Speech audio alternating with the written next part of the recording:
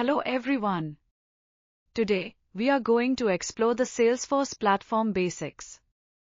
If you are new to the world of Salesforce, think of this session as your roadmap to understanding how one of the world's most powerful business tools actually works under the hood. Let's get started. Before we dive deeper, we need to speak the same language. Think of an app as a collection of tools designed for a specific job. Objects are like tables in a spreadsheet, for instance, accounts or properties.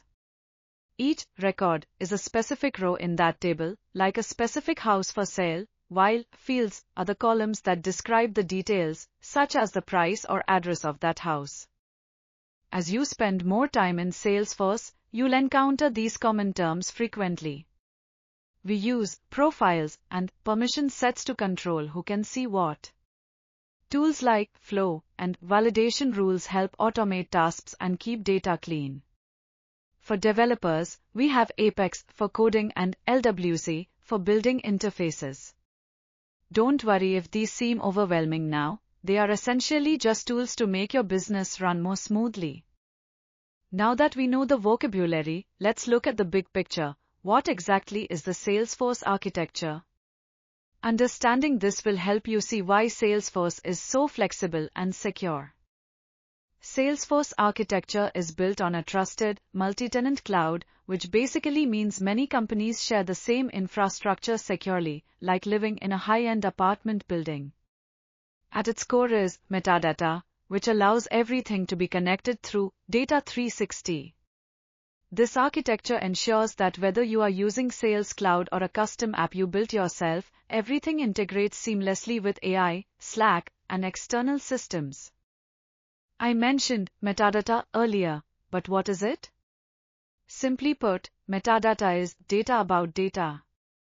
While data is the actual record, like a student's name, metadata is the structure that holds it, like the student object or the roll number field. If Salesforce were a house, metadata would be the blueprint and the walls, while the data would be the people living inside. Why do we care so much about metadata? Because it is the secret sauce that allows you to customize your system without writing a single line of code.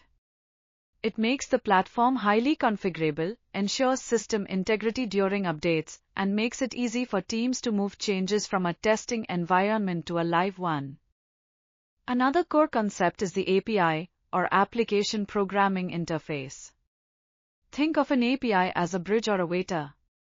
When a customer fills out a form on your website, the API carries that information and delivers it to Salesforce to create a new lead. It's the primary way Salesforce talks to the outside world.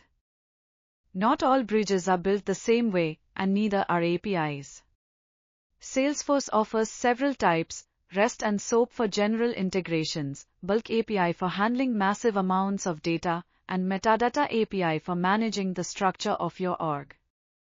Depending on your goal, there's a specific API designed to handle it efficiently. To quickly recap our API discussion, use REST for most general needs, Bulk for large datasets, and Streaming API when you need real-time updates. This variety ensures that Salesforce can handle everything from a simple website lead to massive enterprise-level data migrations. Now, let's get practical and look at the setup area. This is the control room of Salesforce. You can find it by clicking the gear icon. Here, the Object Manager lets you customize your data tables, the Setup menu provides links to manage users and security, and the main window is where the actual configuration happens. The Setup menu is organized into three main buckets.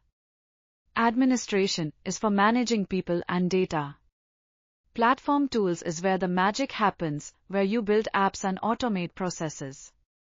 Finally, Settings is where you handle the basics like your company's business hours and overall security posture. If you are just starting out, keep these 5 pages in your favorites. Company information shows your licenses, users is where you reset passwords, profiles, control access, and the audit trail and login history are your best friends for troubleshooting and security tracking. They give you a clear view of what's happening in your system. What if you need a feature that Salesforce doesn't have out of the box? That's where AppExchange comes in. It is essentially the App Store for Salesforce. Instead of spending months building a custom solution, you can often find a pre-built app on AppExchange that solves your problem instantly, saving both time and money. When you download something from AppExchange, it comes in a package.